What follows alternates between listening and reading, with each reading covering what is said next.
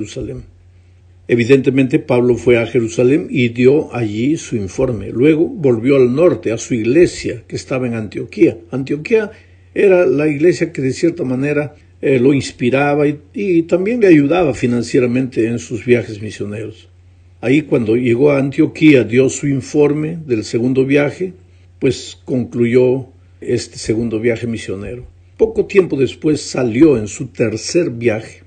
Leamos el versículo 23. Dice: después de estar allí algún tiempo, salió y recorrió por orden la región de Galacia y de Frigia, animando a todos los discípulos. En este tercer viaje misionero, también Pablo regresó a Efeso, donde se quedaría más tiempo que en la primera ocasión. Solo que vino recorriendo y visitando iglesias que había establecido en sus dos primeros viajes. Mientras él venía realizando ese viaje, visitando las iglesias, había llegado a Efeso un hombre llamado Apolos, otro gran predicador de la iglesia primitiva. No era tan conocido como Pablo, claro, pero era un hombre poderoso en la predicación. Leamos lo que dice el versículo 24. Recuerda que estamos en Hechos 18. El versículo 24 dice: llegó entonces a Efeso un judío llamado Apolos, natural de Alejandría, hombre elocuente, poderoso en las Escrituras. Mira, Apolos era judío. Su nombre Apolos era griego. Era un judío helenista, un judío griego de la diáspora, es decir, aquellos judíos que pertenecían al grupo de judíos dispersos fuera de Palestina. Sin embargo, él había nacido en Alejandría, al norte de Egipto. Alejandría, fundada por Alejandro Magno, el conquistador griego, era uno de los grandes centros de la cultura griega de aquellos tiempos. Allí en Alejandría había una tremenda universidad y también una de las mejores bibliotecas de todo el mundo.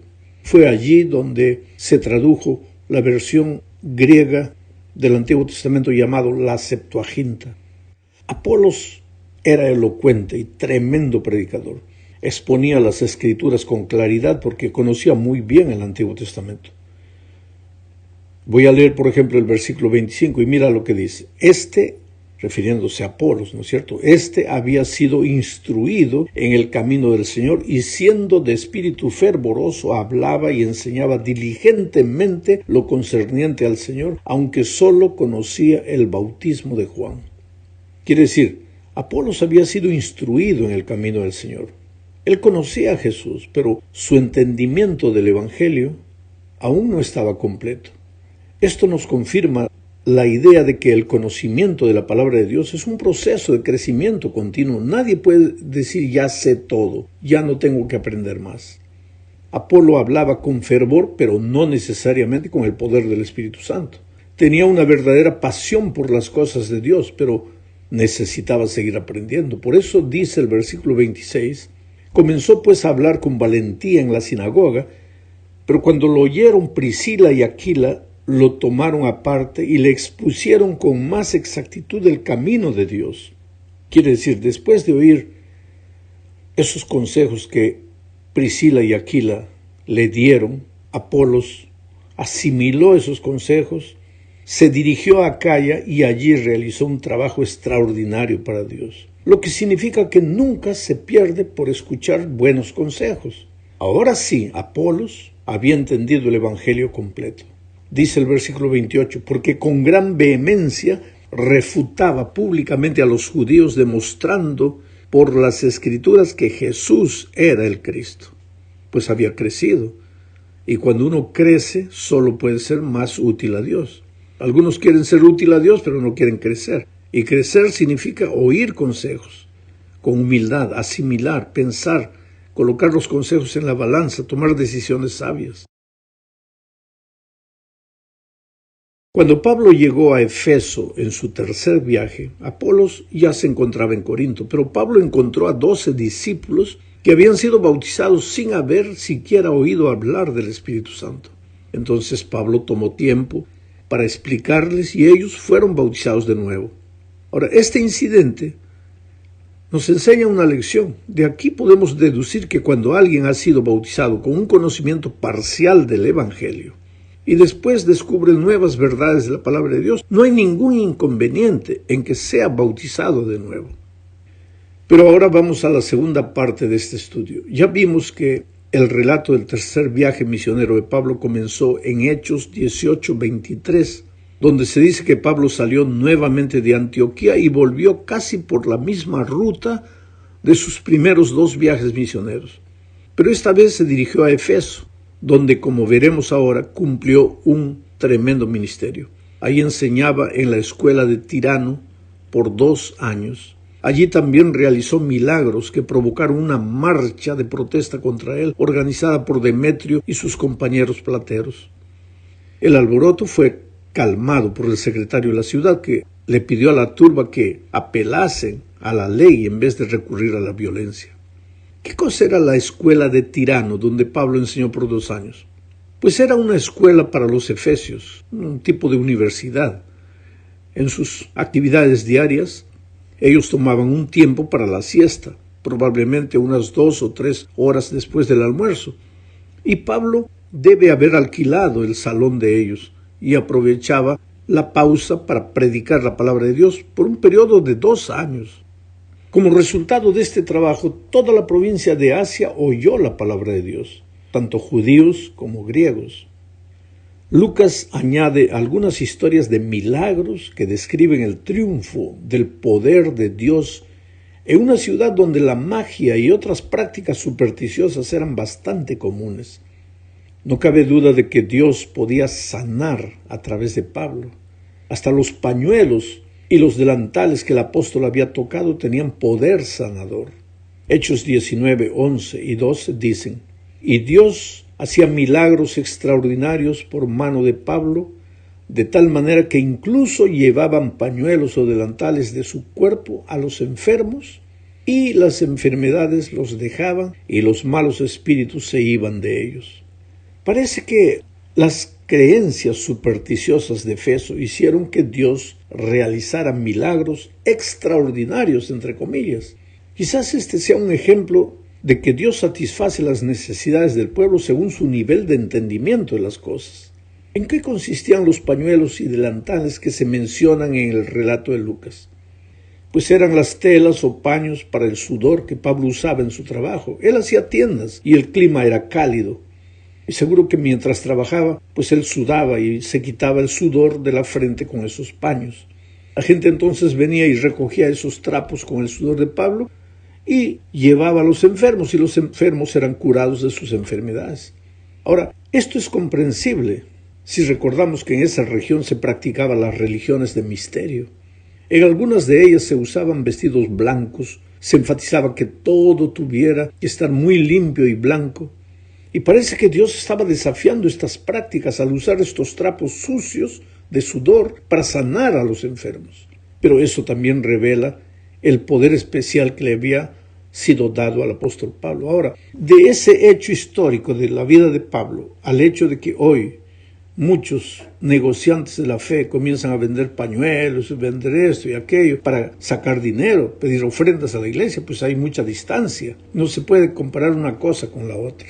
Bueno, satisfecho con los resultados de su misión en Efeso, Pablo decidió volver a Jerusalén. Lucas no explica la razón de este viaje, pero sabemos por las cartas de Pablo que deseaba entregar los fondos que había recaudado para aliviar la pobreza de Jerusalén. Es que una terrible hambruna en los días de Claudio, del emperador Claudio, había empobrecido a los creyentes en Judea. Sin embargo, a pesar de la buena intención de Pablo, surgió el tumulto. Cuando ya Pablo estaba para partir a Jerusalén, surgió el tumulto por causa de Demetrio, un platero ahí en Efeso, que vio amenazado su negocio, porque él fabricaba ahí esas cositas de plata ahí para vender, ganar dinero. Pero cuando Pablo pues combatió la idolatría, mucha gente dejó de comprar. Y entonces pues él se enardeció, levantó al pueblo y atacó a Pablo. Y Pablo tuvo que huir por causa de eso.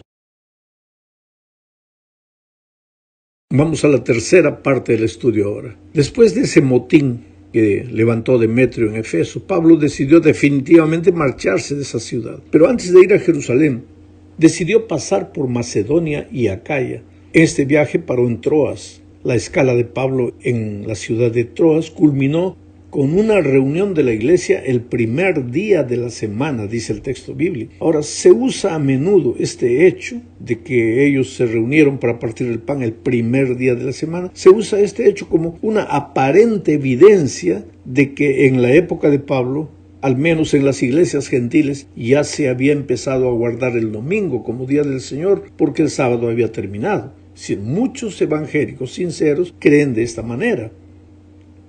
Pero el domingo no era un día de adoración para esta gente. Lo que sucede es lo que voy a explicar ahora. Antes de hacer la afirmación de que la gente ya estaba guardando el domingo porque el domingo era el día del Señor, es necesario establecer el día exacto en que se realizó la reunión relatada ahí, esa reunión de Troas. Y también es necesario pensar en la naturaleza de esa reunión. Leamos lo que dice Hechos 20, 7 al 9.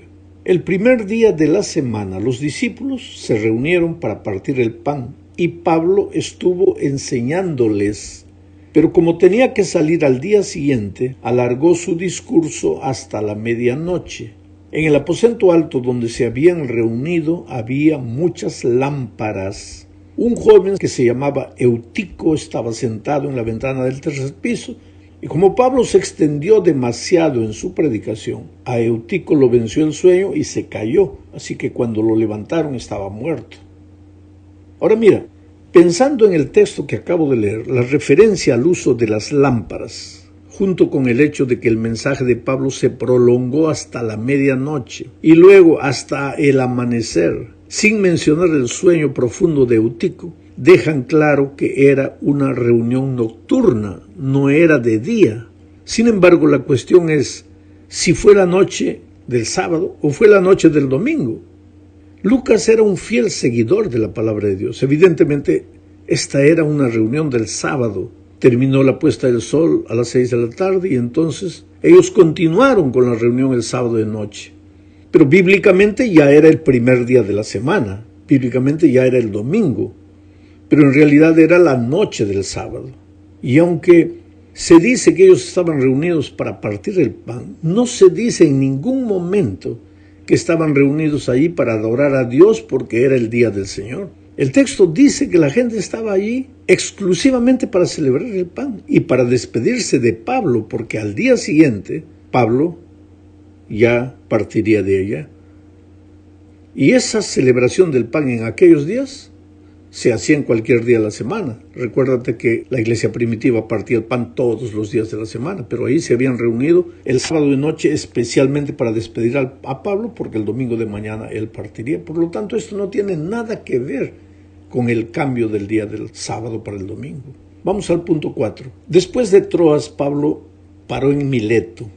Esta es la cuarta parte de nuestro estudio. Mileto estaba ubicada a unos 40 kilómetros de Éfeso, en la costa del mar Egeo, en la playa. Desde allí de Mileto, Pablo pidió a los líderes de la iglesia de Éfeso que fueran a Mileto. Y entonces les dio su último mensaje antes de partir hacia Judea. Este discurso de Pablo está registrado en los versículos 18 al 27. No lo puedo leer todo, pero hay por lo menos 3 pensamientos básicos. El primer pensamiento en este discurso de Pablo es la fidelidad del apóstol en cumplir su ministerio. Mira lo que dicen los versículos 18 al 21. Ustedes saben cómo me he comportado todo el tiempo desde el primer día que entré en Asia. Saben que he servido al Señor con toda humildad y con muchas lágrimas y que he sido puesto a prueba por las intrigas de los judíos.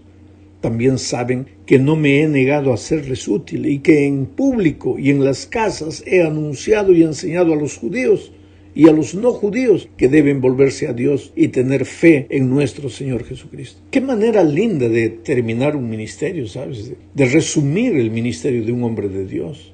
Un hombre apasionado, un hombre que predicaba a veces con lágrimas, emocionado para tocar el corazón de la gente. Un hombre que trabajó desde el púlpito y en las casas, en pequeños grupos, porque desde aquellos tiempos el establecimiento de pequeños grupos era básico para el crecimiento de la iglesia.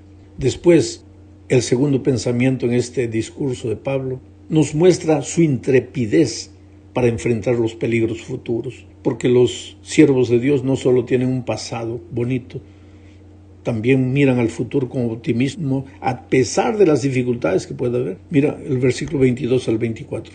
Ahora voy a Jerusalén llevado por el Espíritu, pero no sé lo que allá me espera, a no ser lo que el Espíritu Santo me ha confirmado en todas las ciudades, de que me esperan cárceles y tribulaciones. Pero eso a mí no me preocupa, pues no considero mi vida de mucho valor, con tal de que pueda terminar con gozo mi carrera y el ministerio que el Señor Jesús me encomendó, de hablar el Evangelio y de la gracia de Dios. Y sabes, querido, el temor de Pablo no era infundado. La iglesia de Jerusalén lo miraba con cierto escepticismo, por no decir con hostilidad, debido a su pasado como perseguidor y como predicador del Evangelio sin circuncisión. Para las autoridades judías, Pablo no era más que un traidor y un apóstata de sus tradiciones religiosas. Pero Pablo no tiene miedo. Es que los siervos de Dios no pueden ir solo a donde les conviene. Tienen que ir a cualquier lugar. Si Pablo tuviera que ir a donde no le convenía, no iría jamás a Jerusalén. Pero él fue porque el Espíritu lo llevaba. Fue sin miedo a lo que vendría, porque hay una cosa: Dios nunca te va a llevar a un lugar donde su gracia no te acompañe. Ve, si eres pastor, si estás incendiado por el fuego, por la pasión de la evangelización, ve a donde Dios te mande, porque ahí Dios te va a usar con poder.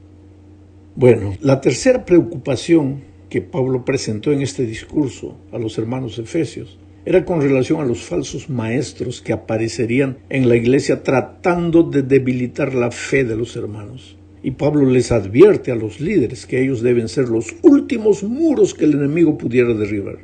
Es una pena a veces que el enemigo, cuando viene con falsos maestros, con falsas ideas, con movimientos disidentes, al primero que derriba es al líder de la iglesia, al anciano de la iglesia. Es una tristeza cuando el anciano de la iglesia debería ser el último bastión. Mira lo que dice el versículo 21 al 31. Yo sé bien que después de mi partida vendrán lobos rapaces que no perdonarán al rebaño. Aún entre ustedes mismos algunos se levantarán y con sus mentiras arrastrarán tras de sí a los discípulos. Por lo tanto, manténganse atentos. Y recuerden que de noche y día, durante 3 años, con lágrimas en los ojos, siempre he aconsejado a cada uno de ustedes.